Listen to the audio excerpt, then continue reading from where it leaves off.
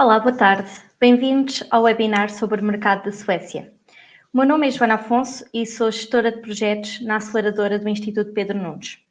Estamos a organizar esta sessão, uma vez que a internacionalização é um passo estratégico e crucial para o crescimento e para o desenvolvimento das empresas inovadoras e de base tecnológica e também para o aumento da internacionalização na economia nacional. O Instituto Pedro Nunes está a dinamizar o projeto Pro Global, um programa de aceleração para a internacionalização que pretende acelerar a internacionalização das empresas de base tecnológica e inovadoras, nomeadamente apoiando a sua estratégia de internacionalização, alargando as suas redes de contacto e identificando oportunidades de negócio nos diferentes mercados externos. Ao abrigo deste projeto, que é financiado pelo PRR, Plano de Recuperação e Resiliência Português, o IPN está a dinamizar uma série de webinars dedicados a diversos mercados externos. Hoje, dedicamos então esta sessão ao mercado sueco e vamos conhecer um pouco mais sobre este mercado, como se realizam negócios e que iniciativas, projetos e outros incentivos estão disponíveis para startups neste mercado. A sessão de hoje vai ser conduzida por Miguel Fontoura, representante local da ICEP na Suécia, e por Sassan Saba, da Ignite Sweden. No final de cada intervenção teremos um momento para perguntas e respostas, pelo que eu convido desde já todos os participantes a utilizar o canal dos comentários para colocarem as vossas questões e outros comentários que gostariam de fazer aos nossos dois oradores. Para já, vamos começar então a sessão com o representante local da ICEP na Suécia, Miguel Fontoura. A palavra é sua. Boa tarde, muito obrigado. Não sei se me conseguem ver em condições. Perfeitamente. Eu não... Muito bem, como a Joana disse, eu sou o responsável da ICEP nos mercados nórdicos, estou baseado em Estocolmo, estou cá há quase 2 anos, e a ideia que eu trago aqui é partilhar um pouco convosco a ideia que eu tenho sobre este país, e mais importante do que sobre o país, sobre a economia, e mais importante do que sobre a economia, sobre as oportunidades de negócio para empresas portuguesas também. Bom, a Suécia tem algumas coisas semelhantes connosco, tem 10 milhões de pessoas, nós também temos. É um país muito maior do que o nosso, mas tem esta semelhança, isto é importante, é um mercado que não é um mercado muito grande. Para terem uma ideia, a Espanha tem 45 milhões, e portanto estamos a falar de um mercado muito desenvolvido, mas que é um mercado relativamente pequeno à escala europeia. Como todos os países, a Suécia também tem a sua imagem exterior, como nós temos a nossa, nós temos os nossos pastéis de nata, os nossos Cristianos Ronaldos, e eles também têm uma série de imagens, eu diria, icónicas, e que são engraçadas porque umas delas são muito tradicionais e outras são muito pouco tradicionais. Isto é o prato, voltando a falar dos pastéis de nata e dos pastéis de bacalhau, isto é o prato nacional deles, são almôndegas, que aliás em Portugal também comemos. Aliás, nos IKEA portugueses também há este tipo de almôndegas. Portanto, isto é uma imagem tradicional deles. Esta é outra, uma banda, penso que não vale a pena explicar quem são, mas conjuntamente com almôndegas e com o Zaba, temos coisas muito mais interessantes para o que nos traz aqui hoje. Empresas de base tecnológica. E a Spotify, que foi criada em Estocolmo, como saberão, é um dos melhores exemplos desta capacidade sueca de ter talento, de produzir talento, atrair talento e transformar esse talento em oportunidades de negócio comerciais. Spotify, como sabemos, é um dos streamers mais ouvidos do mundo. Em termos de ambiente de negócios, e voltando à caracterização, enfim, um bocadinho sumária do que é a Suécia, é um país top, como vemos em termos do ranking global de competitividade, é o 8º em 64, portanto está no top 10, e volto a dizer, é importante termos esta noção, é um país pequeno, portanto, competindo com países como a Alemanha, que tem 80 milhões, a França, que tem 60, por aí fora, e apesar disso são muito competitivos. Todos estes números, aliás, pode-se ver, se olhando estes números, a qualidade do mercado sueco, a facilidade de fazer negócios, é o 10º em 176. A transparência, que é muito importante nos negócios também, 6 em 180. E, finalmente, talvez o mais importante de todos, o A1, o risco económico que o país tem é A1. Portanto, é o menor risco possível. Isto é, quando uma empresa portuguesa, uma startup portuguesa, olha para a Suécia como destino dos seus interesses comerciais, há uma coisa que pode ter a certeza, isto é um país seguríssimo do ponto de vista deste risco financeiro, comercial, nós não temos histórico, nós vendemos para aqui mais de 1 bilhão de euros por ano, e não há histórico de problemas, de dificuldades de pagamentos ou de recebimentos. Isto funciona realmente muito, muito bem. Portanto, é um país muito desenvolvido, é um país muito fácil de fazer negócios também, com as suas características, não é? E com uma cultura de negócios que, como qualquer outro país, tem as suas características próprias. Eu diria, em primeiro lugar, que é um mercado, e eu sei que é um paradoxo falar de startups e dizer o que eu vou dizer agora, mas é um bocadinho verdade. É um mercado que é talvez não talvez mais lento um bocadinho do que aquilo que se estaria a esperar, mas, em compensação, muito mais seguro. Isto é, quando os suecos decidem, está decidido. E não há qualquer tipo de risco de voltar atrás, não é? Portanto, estamos a falar de uma cultura empresarial que realmente é sofisticada, muito profissional e muito internacional. Aliás, é outro paralelo com Portugal. Para além dos 10 milhões de pessoas, é o paralelo de, como é um mercado pequeno, os suecos, se não vendem para fora, não tem muitas hipóteses, porque isto é um mercado realmente pequeno. Portugal, aliás, é a mesma coisa. Aliás, como saberão, muitas das empresas portuguesas desta área de tecnologias de informação nascem, na verdade, já multinacionais, no sentido, nascem com clientes globais. Não faz sentido, hoje em dia, pensarmos, principalmente nesta área, em empresas que queiram, enfim, ficar pelo mercado português. Portanto, esta ambição que os suecos têm e que nós também temos, e que tem muito a ver com o facto de sermos países pequenos, é uma característica muito, muito interessante. Portanto, são expostos internacionalmente a toda a Europa e ao resto do mundo também. Depois, esta questão da transparência, os suecos são pessoas de palavra, e, portanto, o ambiente de negócios, o risco nos negócios, as dificuldades, as más compreensões é uma coisa que, francamente, não existem muito aqui, ou existem mesmo muito pouco, não é? E talvez também por isso estes processos de negociação, portanto, a negociação de um novo contrato, por vezes demore mais tempo do que aquilo que nós estamos habituados. Nós, talvez por sermos latinos, somos mais efervescentes. Aqui eles não são assim, de todo. São muito mais laid back, são muito mais tranquilos, mas são muito sérios, como nós também somos. E, portanto, a negociação pode demorar mais um bocadinho de tempo. Agora, quando chega a bom porto, chega mesmo a bom porto. Este é um ponto muito importante. Outro ponto muito importante, que aqui na Suécia, se calhar, estamos um bocadinho mais à frente, que é a questão da sustentabilidade das relações laborais e do equilíbrio entre vida privada e vida profissional. Vou-vos dar um exemplo prático. As creches na Suécia fecham às 3 da tarde. E porquê? Porque há este equilíbrio que é defendido, eu diria quase que religiosamente, entre a vida privada das pessoas e aquilo que é a sua vida profissional. E, portanto, há tempo para tudo. Há tempo para criar uma empresa, para criar uma startup, para viajar, para arranjar clientes, mas também há tempo para estar com os seus familiares, com os seus amigos, enfim, ter uma vida pessoal de qualidade também. E isso, junta-se a isso também, esta questão que aqui é muito importante, da sustentabilidade. Enfim, nas TICs não é uma questão que se põe assim tanto, tirando naqueles grandes data centers, mas é uma palavra de ordem, sustentabilidade. É muito fundamental. E depois, esta questão de qualidade de preço. Isto é um país, para terem uma ideia, a economia sueca, somos os mesmos 10 milhões, o PIB sueco é 3 vezes o PIB português, portanto, ronda aos 700 bilhões de euros. Portanto, aqui há mais dinheiro, obviamente.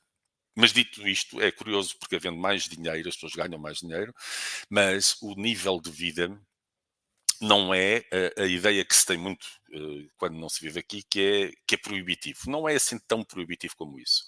E para ter uma ideia, uma secretária de uma empresa ganha líquidos por mês 2.000, 2.200 euros. Mas se eu vos disser que, por exemplo, a água não se paga, eu pago de eletricidade na minha casa por mês 50 euros, os transportes públicos são muito baratos, não há portagens nas autoestradas, portanto isto reequilibra muito também, não é? Bom, outra coisa que é muito importante, voltando ao nosso tema, os suecos têm uma relação com tecnologia muito avançada, por várias razões, porque enfim, sabem, conhecem a realidade da tecnologia, por um lado, mas por outro lado, isto é importante também, porque até por causa do clima, eles adotaram muito cedo coisas como o e-commerce. E porquê? Porque imaginem saírem de casa às 9 da manhã de noite, com menos 20 graus, e irem fazer compras. Portanto, se puderem comprar online, por exemplo, fazem também, não é? Mais duas coisas muito importantes aqui. A pontualidade é essencial. E o Instituto Pedro Nunes deu um grande exemplo. Começámos, eu estava a ver, às 16 horas em ponto. Parabéns. Dito isto, eles sendo muito pontuais, são muito descontraídos. E são pouco hierarquizados, nós ainda temos um bocadinho isso, e tem uma coisa muito mais curiosa, que isso eu acho que é mesmo são só os suecos que têm. Eles não são confrontacionais. É raro, muito raro ver suecos a discutir como nós discutimos o preço de uma coisa que seja, ou uma opção. Eles gostam de tomar decisões em grupo, por isso é que demora mais tempo também, não é? Tem que estar todos na mesma página, no mesmo lado da folha, e evitam confrontação, quer do ponto de vista social, quer do ponto de vista comercial. Portanto, é uma atitude que, por vezes, nós, latinos que somos, gostamos de entrar mais a pé juntos, perdoam a minha expressão, e aqui é totalmente diferente. Eles são muito mais calmos e tranquilos. Não vos vou amassar, vocês vão ter cópia disto, mas, enfim, dados macroeconómicos. Como vos dizia, este é um país com a mesma população e que tem 3 vezes o PIB português. Portanto, é um PIB per capita, é um país abundante, onde não há pobreza. Tem uma taxa de desemprego, isto são 23, eu penso que este ano a taxa de desemprego já baixa um bocadito, mas como vem por aqui, a taxa de inflação este ano explica-se, estes 6%, ou melhor, no ano passado explica-se por causa da pandemia, este ano vai rondar os 3%, portanto, perfeitamente em linha com aquilo que é o resto da União Europeia. E o número talvez mais importante é o PIB per capita. Isto é, um sueco per capita tem 56.650 dólares por ano. Claro que é uma média, portanto, há quem tenha muito mais, há quem tenha muito menos. A ideia aqui é, até nesta área das TICs e na área das startups, há uma grande igualdade. É fácil as pessoas saírem da faculdade, ou na faculdade, por exemplo, montarem a sua empresa. A burocracia aqui também é diminuta. Perdão, e o Estado tem apoios. Portanto, este é um país de abundância, se quiserem, nessa área. Oportunidades para TICs na Suécia.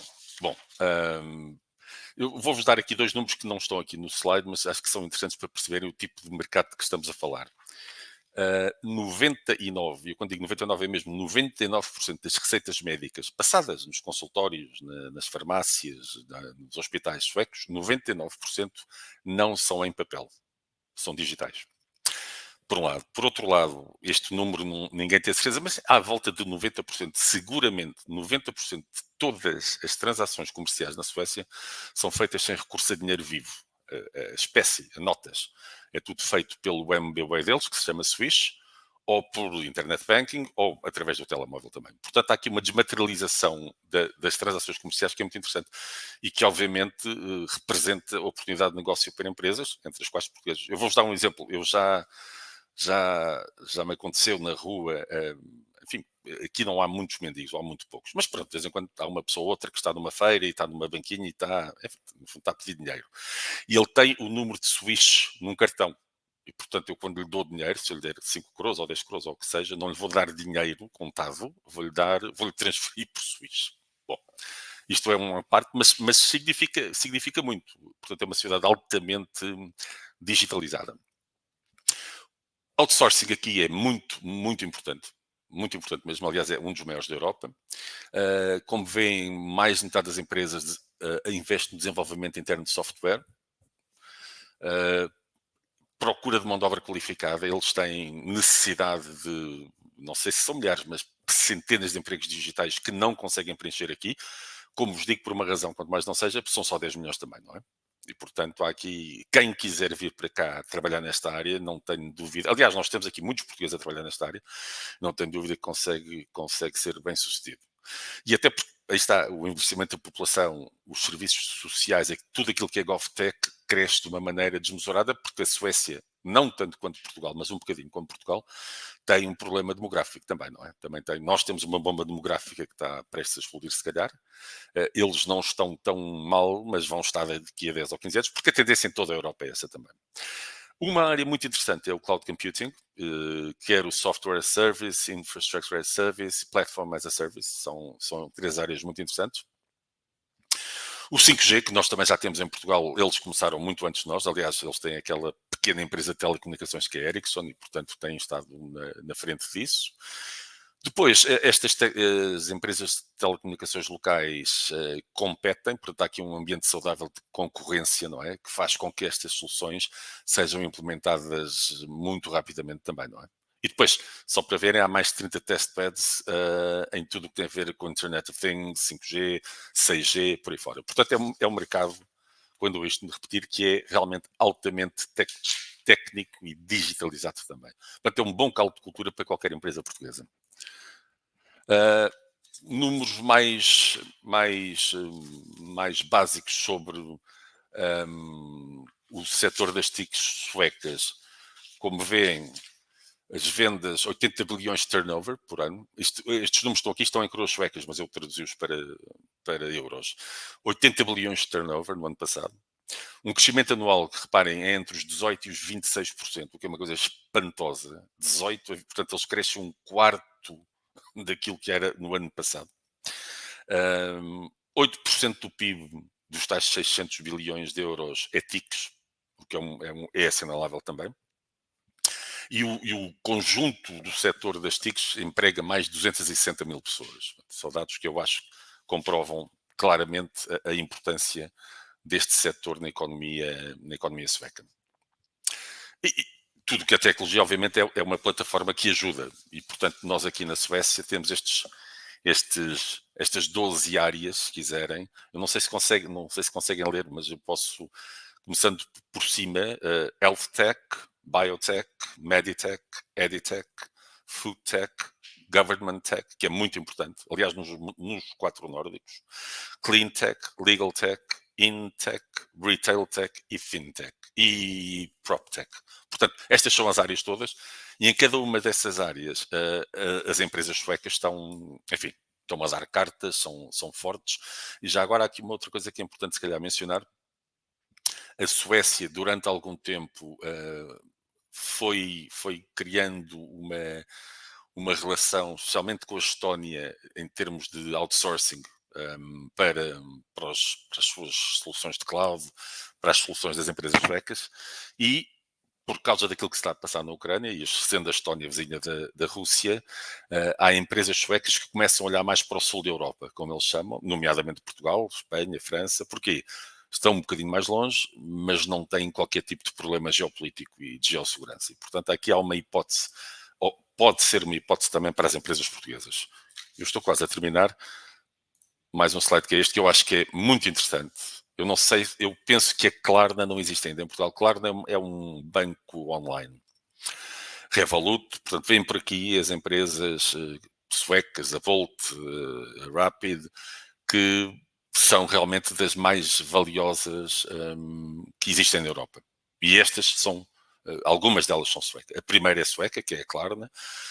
Temos a Northvolt também, enfim, temos uma série delas. E terminava, até porque vou dar a palavra ao Sassa, perdão, ainda tenho mais um, o valor das empresas suecas que têm o headquarter na Suécia. E são 239 bilhões, o que é espantoso. E termino só com um número que eu também acho muito espantoso, porque não nos podemos esquecer, vou-me repetir de propósito, a Suécia tem poucos habitantes, tem 10 milhões de habitantes. E se pensarem assim, só 10 milhões de habitantes, temos países como a Itália, que tem 60 milhões de habitantes e que estima-se que vão ter 5 unicórnios. A Suécia com 10 milhões, portanto 6 vezes menos, espera-se que venha a ter 20 unicórnios. E é espantoso esta diferença entre demografia e possibilidade de criar unicórnios, que aliás Portugal também tem. Nós temos, creio que já tivemos 5 unicórnios, já existem 5 unicórnios portugueses, numa população também de 10 milhões, mas aqui reparem que, por exemplo, comparando com a Alemanha, que tem 80 milhões de habitantes, se o rácio fosse correto, eles não teriam 80, teriam muito mais. E a Suécia aqui mostra que, porque tem as condições certas, tem o quadro educacional é extremamente eficaz, as pessoas saem da faculdade realmente com uma grande formação. Há capital de risco, que é importante, muito importante. Há capital de risco, os bancos querem ajudar as empresas e vão estar aqui um caldo de cultura que eu diria que é quase perfeito. E finalmente, porque como nós, e termino como comecei falando das semelhanças, um país com 10 milhões de habitantes tem que vender para fora, por um lado, e por outro lado, como são só 10 milhões de habitantes, e com uma língua que na Europa ninguém fala, não é? Na Europa ninguém fala português, na Europa ninguém fala sueco, e portanto, se estas empresas não nascem já multinacionais instantâneas de alguma maneira, e não nascem já a falar inglês, bom, não nascem, na verdade, não têm hipótese nenhuma. Portanto, isto é uma nota que eu sei que em Portugal nós estamos bem, ou estamos muito bem nisto, mas aqui também eles perceberam rapidamente que esta questão da língua e da facilidade e de ganhar atração no mercado é fundamental. E pronto, agradeço a vossa atenção e se tiverem algumas questões, estou ao dispor. Obrigado. Obrigada, muito obrigada, Miguel, pela sua intervenção. Efetivamente foi aqui um overview muito interessante desta economia sueca e efetivamente é uma cultura muito apetecível para as startups portuguesas poderem explorar estes mercados. Now I'm going to switch into English because we have now Swedish speaker with us, Sasten from Swedish Incubators and Science Parks. Thank you so much for your availability to be here with us. The floor is yours. Thank you. Thank you so much, Joanna. Happy to meet you all and happy to be here. So I'm going to do a presentation about the tech scene in Sweden, a little bit of numbers and overall perspective, and then going into more of what we do at SISP, Swedish Incubators and Science Box, and what that could be of benefit if you decide to establish your company here in Sweden.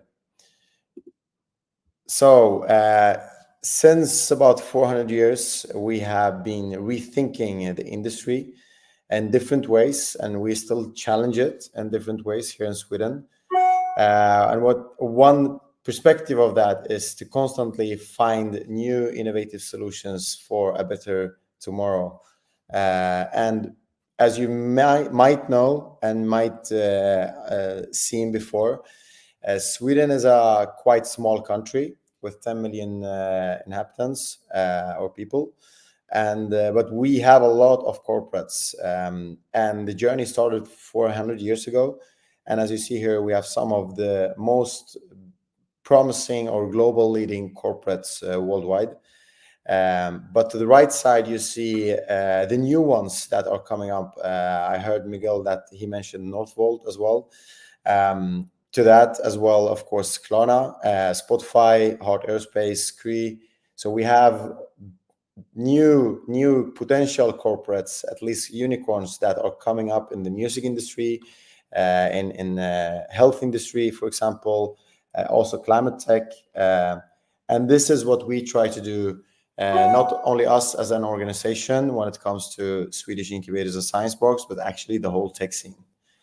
And I'm going to try to bring you what's happening in Sweden, basically.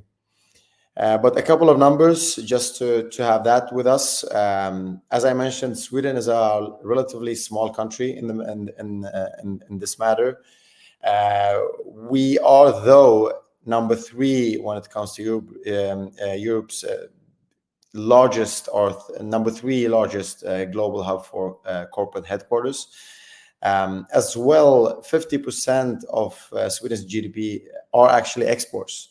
So that means basically that all our startups, they begin to being born global, because the market in Sweden is quite small, and you always start to establish here with the industry, of course, and you do your pilots here, commercial collaborations. But in the end, if you want to scale, you go internationally. And that leads us also to being and continue to being an innovation champion within tech scene on a global stage. This is something that we as well work with.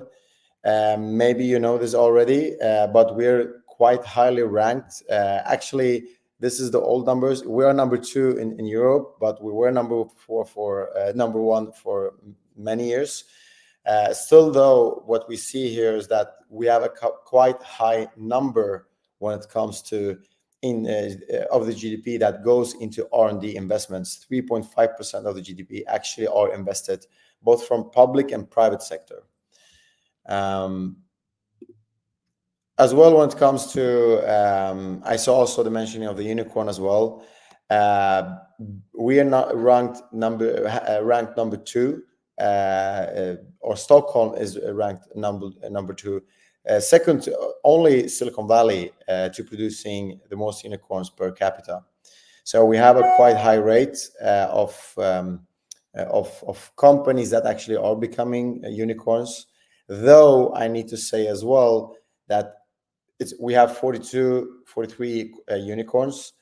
in this matter in Sweden have 7,000 to 8,000 startups. It's a quite small number. So we have a lot of companies that are more of SMEs. And I usually compare it to a kind of like time glass. You have the corporates, the unicorns up here, and then you have a thin layer, and then you have the bottom with a lot of SMEs, a lot of startups that actually are coming up and being a little bit bigger. And of course, some of them will be unicorns. So what we try to do in Sweden here is to the thin perspective of the time glass, we try to make it a little bit thicker and producing more growth in these companies. As well, when it comes to being working with sustainability, Sweden is a global sustainability leader in different ways. We are number one when it comes to the global sustainability ranking. As well, when it comes to investments in this matter, actually 4.5, I think this year 4.7 billion US dollars were invested in Swedish startups and scale-ups or tech companies. Though I need to say here as well, the unicorns takes most of the money, as you saw as well with Miguel's presentation. Northvolt is a big one. Heart Aerospace is another one. We have Einride and many more, of course. This is something that we see as a possibility, but also a challenge. The possibility is that we have great technology, we have great startups and scale-ups, and they attract money. But the negative perspective is that the money goes only to the one top companies. So what we try to work here in Sweden is to rebuild or build a community of investors to actually invest in all stages. This is very important for Sweden. All right, so that was a little bit more of a perspective of the tech scene in Sweden, more number-wise. So a little bit about Swedish incubators and science parks. We are a member-driven organization. We are non-profit. Our members are all over Sweden. We have 3 missions. The first one is that we initiate and drive industry projects together with our members. And I'm going to explain a little bit more for you later on of what kind of examples we have of typical industrial projects. But typically what we do, Sweden's culture and working, you have most of the time it's a collaborative way. It's bottom up. It could be top down as well. So usually when we work, when our members comes to us, and the members are incubators and science parks in Sweden, and when they see a gap of that we're missing out something, they usually come to us. We try to understand the challenge or the gap, and we try to solve it and present it to the government. Usually it's Vinnova, the Swedish Innovation Agency, and they can finance it to try it out and see how we can support the startups in that gap. For example, it could be investment perspective, it could be accelerating to market. So usually we do these type of industrial projects of the reason to accelerate the startups and scale-ups to market. The second thing that we do is that we provide member support to our incubators and science parks. So what does that mean? We have a lot of incubators and science parks here. Of course, as it was mentioned, Stockholm is super vibrating. You have Gothenburg and you have Malmö as well. These are the 3 biggest cities in Sweden. They have a great tech scene. Stockholm is self-evolving. What I mean with that is that the big entrepreneurs that have done their exits, they're actually coming back and investing in the new startups that are coming up. So it's kind of like working by itself. Though the whole Sweden is not on the same level. So what we try to do is that we try to support our members, incubators to support each other, to leverage up the quality of the support to startups.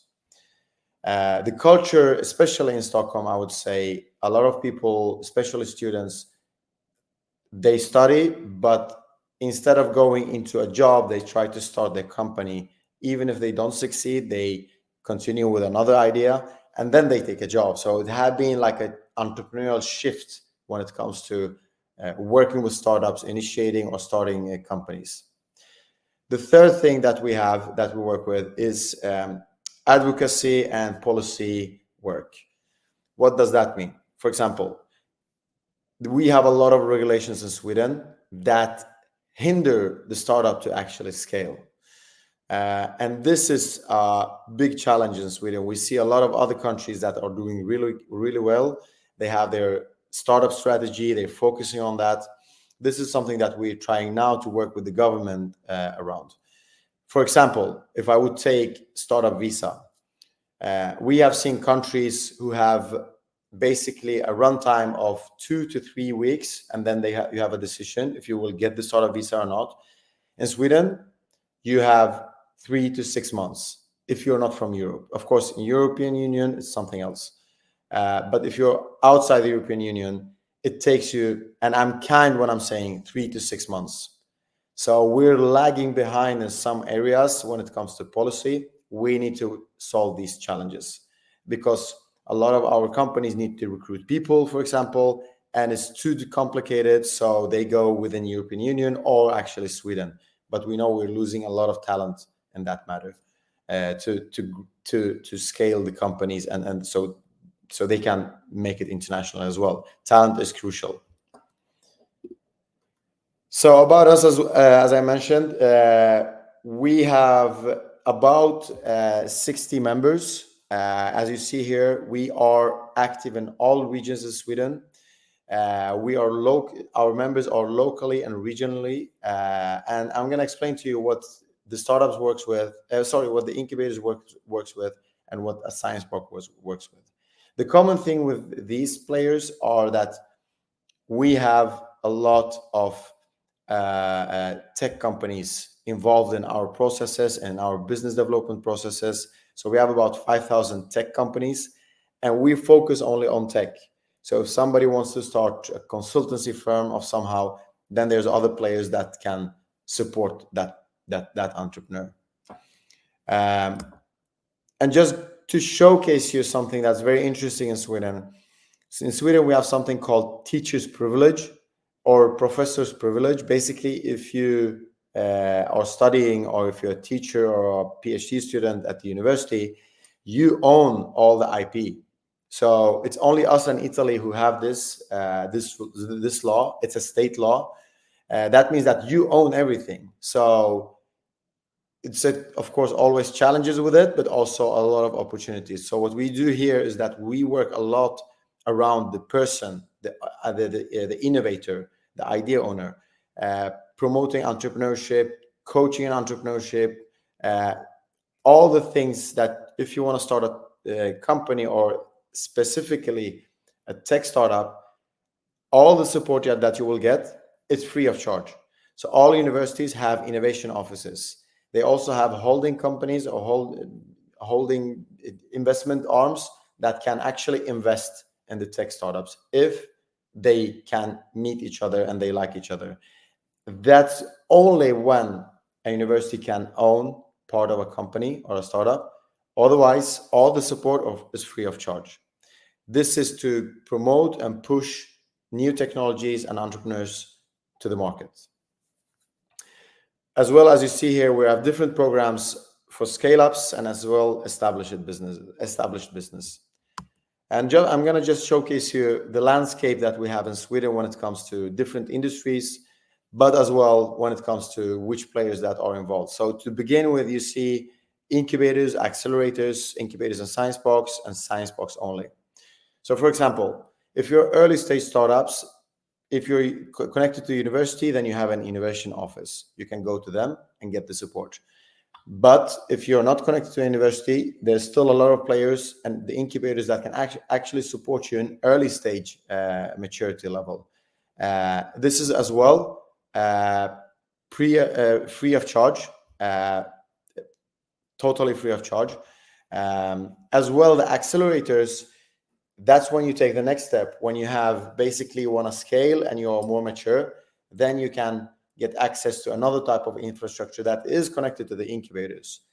And as you see here, For example, I mentioned to you that some of the big entrepreneurs, they come back and support the new entrepreneurs, they invest in them.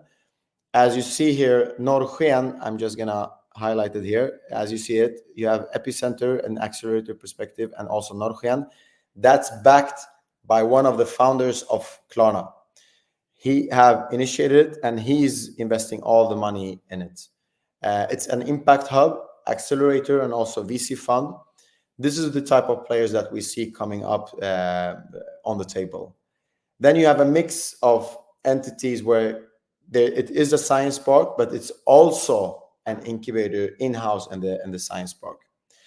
And the end, you have as well pure science parks who actually are working only with scaling companies, more mature ones, SMEs, tech companies, and scale-ups. And the role of a science park, usually, of course, they work very closely to the incubators in the regions. But the role of the science parks is actually to create growth in the region. And here it comes when you want to establish your company in Sweden. If you would do that, then you would reach out to a science park, because they are the one. Usually, if you are scaling to another country, you are more mature, and they will be the one that will host you, basically. So many of our members, they actually provide co-working spaces to you and programs. And if you would have a legal entity, everything that I'm mentioning, it would be free of charge for you as well. But what you need to prove is that you have a legal entity in Sweden and you have the IP, the technology in that company.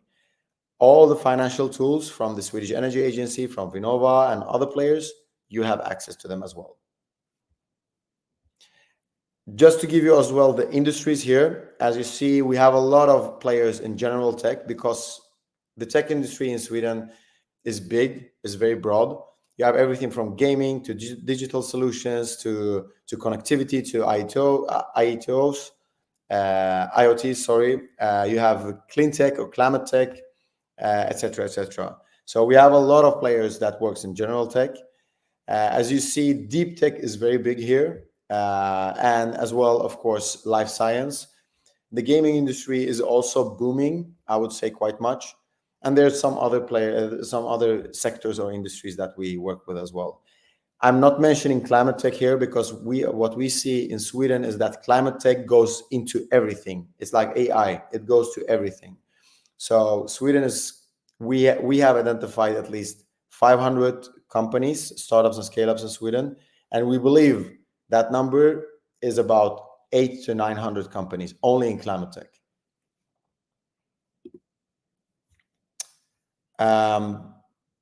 And just to mention to you, because I mentioned that we do a lot of industrial program, and this is the examples that I'm gonna pick a couple of them.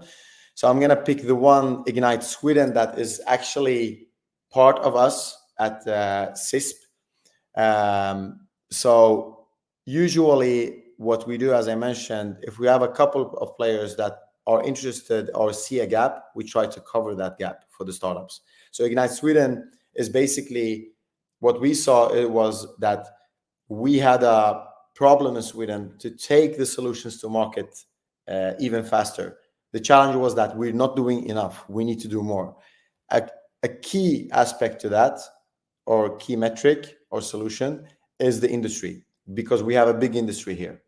So we initiate Ignite Sweden as an open innovation program, but tailored to each corporate. So what we do is we do a needs analysis of the corporates, and we are working with 300 corporates globally, and of course a lot in Sweden. A majority of the Swedish corporates are involved in Ignite. So we do an analysis of the needs and challenges of a corporate, and we match them with the new technologies from Sweden, so to create commercial collaborations between these two players. This would be a typical thing that we have done with our members, together with the government and the governmental agencies, and now it's growing very fast.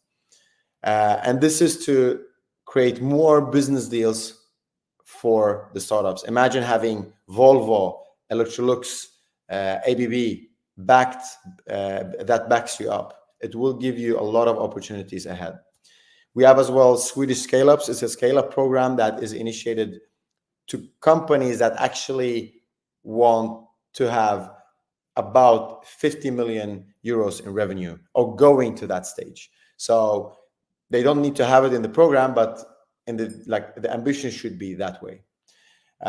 We have as well a program called Switch to Sweden, a talent attraction program to recruit talents to the startups and scale-ups that need it. Also, we have something called production angels. Basically, what we have seen is hardware companies have challenges because usually it's expensive in Sweden to produce your hardware. So you go to China, for example, and China copy paste you. So then you're basically, you have crashed a little bit, at least, depending on. So what we have initiated is the production angels, where you actually have the support from the government that will give you funding and money to the program, and there will be ecosystem players that can actually build your hardware with your software if that's needed. So you can actually stay in Sweden, secure your production, and deliver to your customers, rather doing it in China, for example. And this is just a couple of examples to showcase you, when we get a problem to us with our incubators and science box, we try to find a concept around it. We present it to the government, and the government can give us feedback, and they can fund it if they like it. And we can do a pilot. If that succeeds, then we can scale it that way as well. And as I mentioned to you, we work very collaborative, bottom up and top down as well. As well, we as CISP, we are as well one player that coordinate a lot of things. So we have as well innovation checks, 10,000 euros, for example, that can be provided for the startups. Usually the government comes to us to deliver these type of innovation checks to the ecosystem in Sweden, because we have quite many members in our organization. I think that was it for now. Thank you so much, Sasan, for your presentation. It is very interesting to see this integrated ecosystem that you have, and all the players that are working together to boost the startups and scale-ups journey in their internationalization and their business support. So really, really good. I would like to invite Miguel as well for the Q&A session. We have a first question here in the comments. So I will address this question for both of you, because I probably you will have different approach that can reply to this question. So can you share an example of a Portuguese or other nationality startup that recently incorporated in Sweden, and which lessons did you learn from your previous experiences? Sasan, if you want to start, then we will pass the floor to Miguel. All right, thank you. Yeah, so no Portuguese, what I know about, but of course I don't know. We don't get reports about all the startups that are coming to Sweden. But though we had recently a Canadian startup that came, they reached out to us through one of our matchmakings, actually. And what we did, basically, we introduced them. We asked them a couple of questions about which kind of sectors or industries they are interested in, and we give them some contacts to some players, incubators that actually are could be fittable. We got a hit with one of them. The lessons learned is culture. Sweden is about consensus. So the consensus means that you need to align with a lot of people before you take action. So you need to work and have a lot of meeting before you go into action phase. So if you take action fast and you have not aligned with your partners, etc., they will say, hey, what are you doing? Come back. We need to understand this. So you need to have this type of base consensus and understanding each other. Then people will be committed and work with you. So I think it was an experience for the Canadian startup, because they are more straightforward and, they do thing and then they ask. In Sweden, it doesn't work like that. So that was a cultural change for them, as well for the Swedish counterpart. As well, Sweden have this is the backbone, like not the backbone, it's actually like the I wouldn't say negative, but this is something that we are working on to solve, is the administration. Sometimes Sweden love, to over administrate things, like from that perspective, so things can take time. And this is something that actually our Minister of Entrepreneurship and Enterprise actually have initiated a task force to look into why we are over implementing sometimes rules in Sweden. So I would say this is something that to consider, and I think it was lessons learned for the startup, but culturally it was as well for us. Thank you for sharing your experience. And how about you, Miguel? Any Portuguese example? Yes, I just want to comment on Sassan's really insightful remarks, because in my presentation in Portuguese, one of the things I mentioned several times this afternoon, Sassan, was actually this non-confrontational approach that you Swedes have. And I mentioned it quite a few times. And I was telling our Portuguese friends, because we're probably Latin, for us it's more go, and that's it. And it doesn't work here. So I 101% agree with you. In terms of examples, I know that you probably don't know this. Have you, Joanne, and the rest of the audience, have you ever heard of a thing called Spot Nordic? You probably haven't. Well, it's an association of Portuguese people that are based in the Nordic countries, especially in Sweden. And they're all post-grads, they're all in universities. So they got together and they got this sort of association. And I know that, as Sassan was saying, so Sweden has three major poles: Stockholm, Malmö, and Gothenburg. And it's near, I think it's Malmö, Sassan, you'd know. Lund? Is it Malmö or Göteborg? It's 30 minutes, I think, from Malmö. Okay, so it's a very impressive university, life sciences. And I know of this company started by Portuguese guys who are doing their PhDs there, and they started a small med tech startup. But this is like 6 months ago, 7 months, so it's really, really early stages. But it's an example. It's the only one I know of. Thank you, Miguel.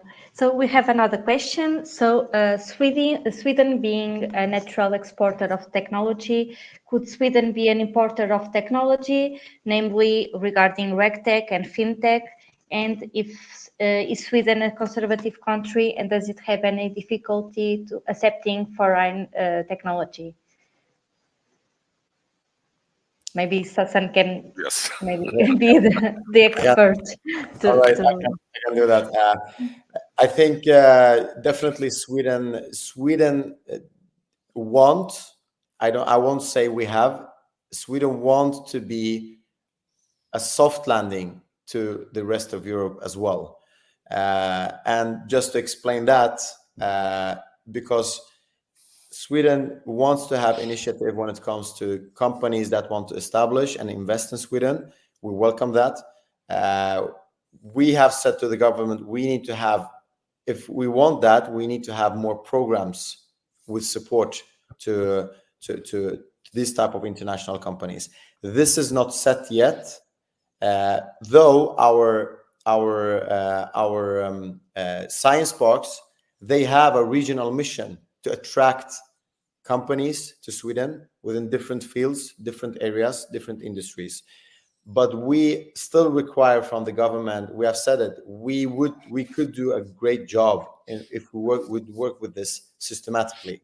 So there's a will, but there's no systematical work. But our science parks, some of them are doing really well in that. So I would say it's not a conservative country regarding that. It's just a matter of cultural understanding the cultures, I would say. Though I would say when it comes to regtech and fintech, it's not a big industry here. We have some fintech companies world leading, like Klarna. I think Miguel, you mentioned it as well. Yep. But the fintech industry per se is not huge. Though in Stockholm there's some fintech initiative, and that could be an opportunity, I guess. Of course. Thank you. So I have another question to Sasan. So besides the bureaucracy and the cultural difference that you mentioned, what would be your top 3 tips for a foreign startup that wants to go to Sweden? What would be your advice or what they should do before approaching the market? One thing that is needs to be done is to understand where you should establish, which region. And just to give you an example on that, usually people talk, and I also talk about Stockholm because Stockholm is Stockholm. That's it. There's a lot of tech companies, but if I would do that, I would really literally look into all the regions who have the strengths in my industry, in my sector, and see as well if there's regions that are close to the bigger regions. So is there regions nearby Stockholm that could be of interest for you, and go into them? And I'm going to explain you why. Because these regions are smaller. In Stockholm, there's a lot of competition. So you would need to compete on the money, on the soft, the grants, on apartments, on like all levels. But if you take a city 1 hour from Stockholm, you could get access to money and funding much easier. You would have cheaper apartments. Still, you're very close to Stockholm. I'm just giving you an example. So do your homework and exactly where you want to go, and actually do a trip to see, to understand it. Because people in Sweden, if you ask, they will support you. They will give you contacts, and it's very open-minded here. So that would be my number one thing. The second thing is that you need to understand why you're coming to Sweden. Why is Sweden important for you and for your company? So do that homework and see if you have resources or you have a game plan that actually is enough ambitious to actually come to Sweden. I would say, as I mentioned, Sweden is a soft landing to the rest of Europe because we have great connections in the Nordics. We have great connections to Germany, France. We work very closely to the Baltic countries. So many companies actually, especially the example again with Canada, they want to come to Sweden because they know that the access for them, there's a big industry in Sweden, but also access to other countries as well. I would say these two. And the third thing would be reach out. You can contact us as well. And we would be happy to tell you, here's our members. If you're interested in mobility, you should go to Gothenburg. This is the players that you should be in. So, but don't forget the consensus perspective, because you can't, if you force too much, then people will back off. That's great, Sasan. Great insights from you. And we have another question. When it comes to searching for talent, human resources, and fulfilling technical expertise, would nearshore services be an interesting option for Swedish companies? What do you have to say on this? I would say yes, depending on which industries they are in. But in Sweden, it's quite often that you do these type of collaborations. Absolutely, it's a short answer on that. I don't know if you want me to explain a little bit more, but there's some outsourcing, I would say. Yes. Okay, thank you. If Paulo wants to write anything else, and the other participants, feel free to share your comments. And for sure, we will be looking forward to receive more information on the matchmaking events and other opportunities that you are organizing in the Swedish incubators and science parks, so that we can have access to that information and share with our startups. And now I have another question for Miguel. So imagine that we have, we have here Portuguese startups interested in this market, of course. What would be your advice on the next steps for them to make, for instance, with you, ICEP? What would you recommend to them? Okay, good question. I will have to quote Sasan on this one. First of all, homework. what sort of company you are, what sort of company you want to be, why do you want to come to Sweden? And having said that, and again, taking the words of Sassan, it's not just Stockholm. Stockholm is obviously the hub. It's more expensive, as all the capital cities are. But if you go down south to Malmo and Gothenburg and Lund, they are really close to Copenhagen. Actually, from Malmo to Copenhagen, it's like 25 minutes car drive. So, I know that, correct me if I'm wrong, Sassan, it's called the Medway. It's the medical valley between Malmo and Copenhagen and Gothenburg. So that would be a nice area for companies, especially life sciences, which is very strong in that area. Just to give you an example, you probably have heard of Novo Nordisk, the Danish company. Novo Nordisk has a market cap which is superior to the Danish GDP, which is amazing. So these guys are worth more than the GDP of Denmark. Anyway, so first things first. Have a look at yourselves and decide what you want to do. What sector are you based in? Do you want to go on an option like in outsourcing, nearshoring? Do you want to set up shop here in Stockholm? As Hassan was saying, it's actually easy. You set up shop here, you qualify for grants from the government. So that would be an option. But it really depends on how you're going to do. I mean, if we're talking about startups, I think it has to be a very step-by-step process, because the stakes are high. You're not very well funded, so you have to take one thing at a time. But first of all, foremost, study the market, see what options, what opportunities there are for you. Yeah. And of course, we are here in Stockholm and in the other Nordics, by the way, and we will help you identifying possible partnerships. I mean, whatever you need from us, more qualified information. And because we work very closely with Sassan and with Business Sweden, which is my counterpart here. Actually, on the 16th of October, we will be doing something with Business Sweden in Lisbon about renewable energies. So getting together Swedish companies and Portuguese companies, which is a thing we do regularly. So that's within the scope of our help as well. And use as you see fit, of course. Thank you so much, Miguel, as well, for your comments. We don't have any additional comments here, and we reach 1 hour of webinar. So, we have one final question here. So, there are also any opportunities in the healthy food market in Sweden? I can start. Well, there are not that many. Again, it's a small market.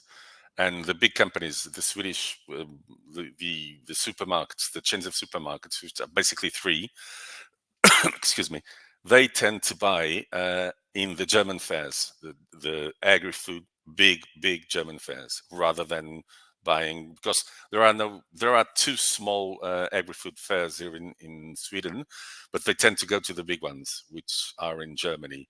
And just to give you an example, if it's health food market, I think it's not more than 7-8% of the whole retail thing. So it's growing, obviously, but it's growing slowly. It's more expensive, as we all know. Same thing happens in Portugal. It's a niche market yet. It will become something else, but for the time being, I think it doesn't touch 10% of all the retail in food in Sweden. So yes, but not that many opportunities. I'm echoing Miguel on this as well. I agree with you totally on that. The food tech industry is very small here. The startup scene is very small here when it comes to food tech, though the people here are very, I would say they are like first advantages when it comes to healthy food. So customer-wise and user-wise, it's of course it's an interesting market, but the big players are the big players.